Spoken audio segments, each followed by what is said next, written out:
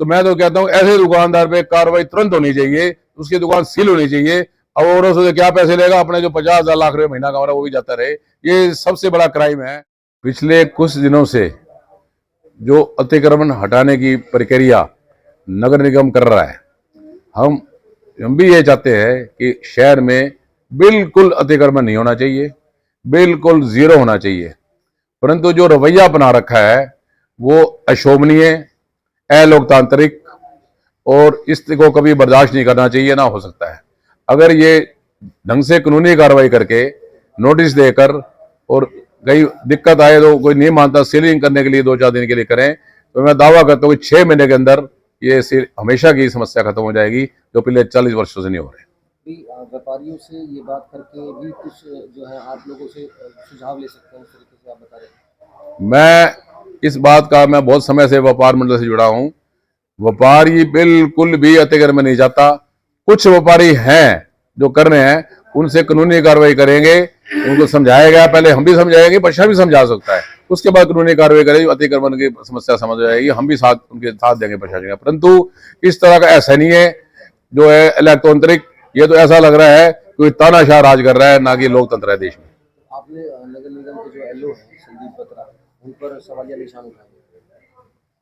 नगर निगम का जो एलओ वर्तमान में है, जो आज नहीं है, पिछले 5-6 साल से काम कर रहे हैं। साथ में उनके रिटायर्ड इंस्पेक्टर गुरबख्श सिंह जी भी है। अब वो 6 साल से इस अभियान में कामयाब नहीं हो पा रहे, तो उनको ये कार्य नहीं देना चाहिए। और जो रवैया इन्होंने अपना रखा है, बड़े बड़े बुजुर्गों से, महिलाओं से हाथ जुड़वा रहे हैं, ये ऐसा नहीं है। कितने बड़े क्रिमिनल भी हो, पुलिस भी उनको प्यार से बात करती है। इनको अपने नौकरी बजाय रखनी चाहिए। अब इस समय तो हम इसके हक में हैं। अगर दोबारा कार्रवाई करी, सबसे पहली मांग ये होगी कि जो मेरे व्यापारी हमारे साथ अशोभनीय काम करेगा, सबसे पहले उसको उस पर कार्रवाई होनी चाहिए। आप कानूनी कार्रवाई कर सकते हैं, आप रिटर्न में कर सकते हैं, किसी को ये नहीं कह सकते कि आप सबको पुलिस किया जाएगा, किसी के साथ अशोभनीय नहीं बोला जाएगा। तू लगे बोलना, बदतमीजी करना, बुजुर्गों के साथ गलत बोलना, ये तो हमारे संस्कार में ही नहीं है। तो अभी फिलहाल जो डेयरी वालों के साथ जो कार्रवाई की गई, उस पर क्या कहते हैं? डेयरी वालों के मुझे कल पता लगा कि हमारे पशुधन को बहुत ही गलत तरीके से लोड करके ले गए, और फिर उसके बाद कहते हैं कि अभी टेंडर हो गया, वहां की सुविधाएं दी जाएगी। सब सारी सुविधाएं दीजिए, फिर मालिक को बोलिए वहां पे पशुधन को ले जाना। जो हमारी दूध देते हैं उनको खाने का पीने की भी जगह नहीं है, पता कहाँ ले गए।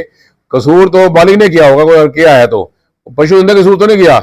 ये तो सबसे ज्यादा अशोभनीय है। यहाँ के आवारा गाय, आवारा कुत्ते, आवारा बंदे तो हटा नहीं पा रहे, और दुधारू पशुपालन जो पशु है, पशुपालक है, उनको बात करने बजाय उनकी भैंस को ले जाना, गाय को ले जाना। वहां भी मलाई रो रही थी, मैंने देखा महिलाएं जो कारोबार ये कर रही है काफी टाइम से, वो भी इनके आगे रो रही थी।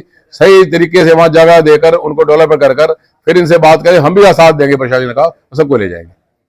आप खुद बीजेपी से हैं, तो अभी फिलहाल जो व्यापारी वर्ग है वो तो परेशानी हो जाएगा सरकार से। मैं बीजेपी का कार्यकर्ता होने के नाते मैं बीजेपी सरकार को भी आगाह करना चाहता हूं कि इनके रवैये से ये जो प्रशासनिक अधिकारी जो आज काम कर रहे हैं, इसके सरकार को नुकसान हो रहा है।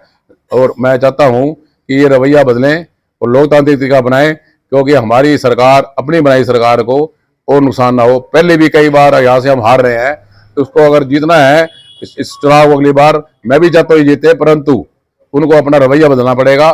प्यार से, मोहब्बत से वोट तो ले रहे, मोहब्बत से आ जाते हैं, प्यार से, और जब वोट चले जाते हैं फिर इस तरह रवैया अपनाते हैं। तो सरकार को भी फायदे में है अगर ये तरीका ठीक अपनाएं, प्यार मोहब्बत से बात करें और तानाशाही नहीं करें। ये रेडी वालों के लिए जो या फड़ी में लगाते हैं, उनको ये जगह नहीं दे पा रहे। पूरे विश्व में, यहाँ तक हमारे चंडीगढ़ में भी रेडी वालों को रेडी बाजार दिया गया है। वो जो गरीब आदमी को भी और कमा के खा रहा है, कोई गलत काम तो कर नहीं रहा, उसको और जगह नहीं है तो उसको जगह दे नहीं पा रहे। फड़ी वालों को जगह देनी चाहिए। अगर ये जगह दे और ऐसा ऐसा इस स्थिति में आ जाए, कल को दुकान भी ले लेगा, ये डेवलपमेंट होगी। आज अपना पेट पालना बड़ा मुश्किल काम है, जो नहीं पढ़ पाया आज काम कर रहा है।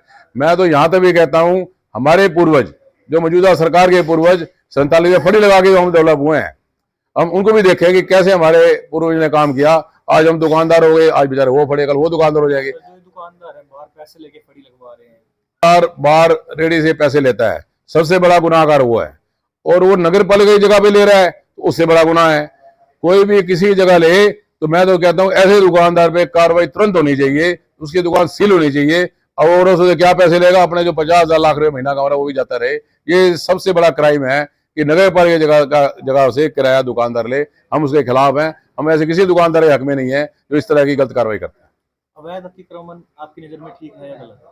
अवैध अतिक्रमण तो बिल्कुल नहीं होना चाहिए, पर अवैध अतिक्रमण को हटाने का तरीका कानूनी होना चाहिए, ना कि तानाशाही रवैये से। कि इस तरीके से तो 40 साल हो गए मैं देख रहा हूं, उससे पहले मुझे नहीं पता। 40 साल होते मैं देख रहा हूं, सामान उठाया चले गए, फिर इनके सप्ताह बढ़ जाते हैं, सप्ताह लेते हैं, खुद करवाते हैं। ये सप्ताह सिस्टम बंद होना चाहिए और बिल्कुल अतिक्रमण जीरो होना चाहिए, पर कानूनी कार्रवाई से। सामान उठाने वाला मामला फेल है। आपका कहना है कि और कौन लेता है? निगम के अधिकारी ही, कर्मचारी ही उनको प्रोत्साहित करते हैं। अदरवाइज इनकी हिम्मत नहीं बढ़ सकती कि कोई 6 महीने रुक जाए। कैसे रुक सकता है? पूरा सोनीपत रोड पे देखो बैठे हैं नारियल वाले, यहाँ के भी नहीं है, कैसे रुके हुए हैं? उनको दिखते नहीं है। अगर वो निगम और अधिकारी नहीं मिले हुए तो बिल्कुल किसी हालत में भी कोई भी यहाँ रुक नहीं सकता 2 दिन भी। एक इन्होंने अभियान चलाया था कि कोई बैनर, कोई बोर्ड सरकारी जगह पे नहीं होना चाहिए, और अच्छी बात है। इस दिवाली पे इनकी बात मानकर किसी व्यापारी ने बैनर इत्यादि नहीं लगाए। पर मैं बड़े दुख और अफसोस के साथ कह रहा हूं कि बारी बारी सारे राजनीतिक दलों ने जिनके जन्मदिन आए उन्होंने सारे शहर को भर दिया। इनका एक चालान नहीं, और मेरे व्यापारियों पे 64 FIR दर्ज हुई पड़ी हैं, उसमें एक भी पार्टी का नाम नहीं है। कि उनको कोई छूट क्यों? मेरा व्यापारी टैक्स देता है, उसको चालान, और दिवाली में माल बेचता वो टैक्स मिलता सरकार को, उसका चालान FIR। और ये जो इतने राजनीतिक दल हैं, सत्ताधारी है, विपक्ष है, दूसरा विपक्ष है, इनके हर जन्मदिन पर हजारों आप भी देख सकते हो, मेरे पास फोटो भी है, उनका एक चालान क्यों नहीं? इसके लिए जिम्मेदार कौन है? इसके जिम्मेदार ये प्रशासनिक अधिकारी हैं। ये सरकार के राजनीतिक लोगों से छूट देते हैं, जिनका पता नहीं वो खर्चा कहां से आ रहा है, कहां से जा रहा है, कोई हिसाब किताब नहीं। और जो व्यापारी हिसाब किताब से दिवाली के टाइम भी अपना बैनर लगाता है, उस पर FIR दर्ज हो रही है। 64 FIR आर्यनगर थाने में दर्ज हुई।